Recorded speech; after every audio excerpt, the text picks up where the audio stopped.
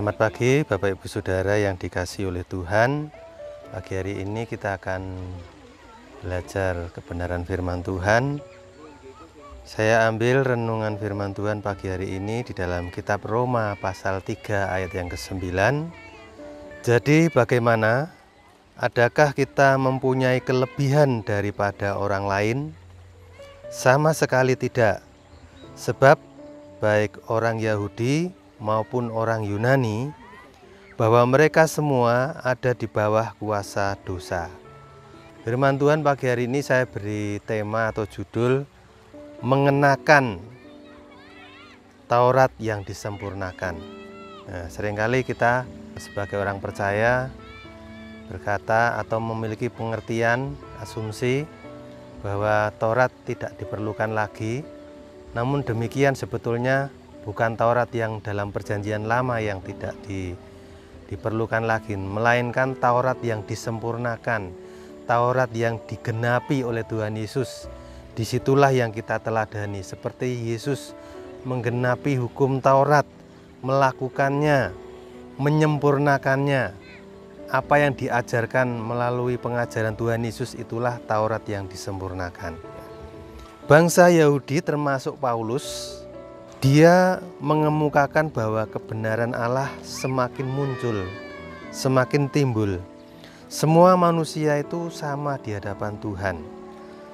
Semua manusia tidak ada yang benar jika dibandingkan dengan kesucian Allah. Roma 3 ayat 10-22. Semua manusia telah berdosa dan kehilangan kemuliaan Allah. Roma 3 ayat 23. Kehilangan kemuliaan Allah artinya manusia telah terkunci dalam keadaan tidak mampu mencapai kesucian Allah. Namun demikian, walaupun manusia tidak berkeadaan seperti kesucian Allah, tetapi Tuhan tidak langsung menghakimi dan menghukumnya. Ada penebusan oleh Tuhan Yesus yang menghindarkan manusia dari kefatalan hukuman Allah. Roma 3 ayat 24-25. Kita akan membacanya, Roma 3 ayat 23-25.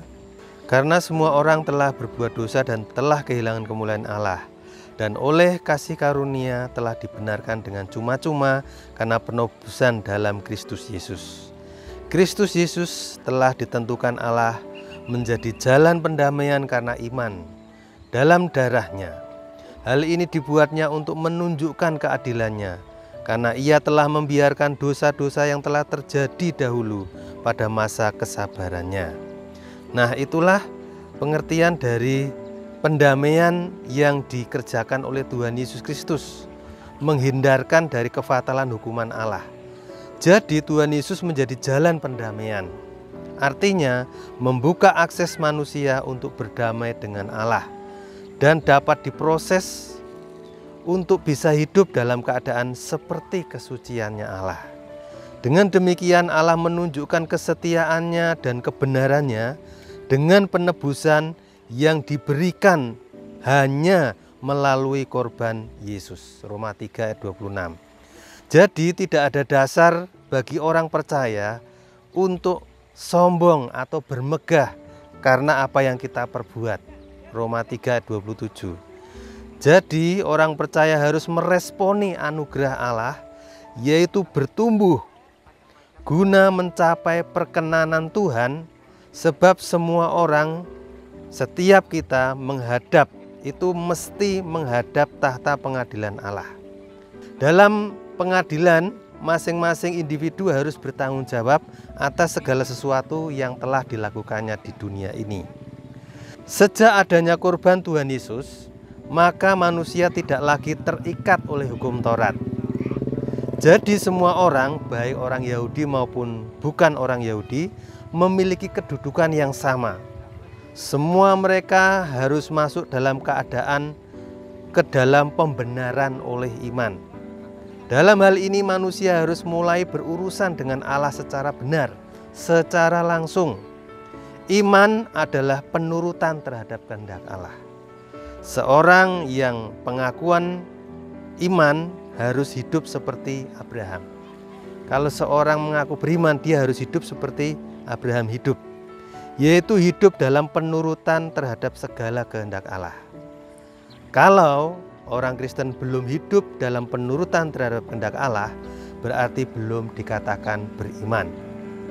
Kekristenan palsu itu kalau orang Kristen salah memahami kata iman, seolah-olah iman hanya diartikan sebagai persetujuan pikiran dan nalar saja.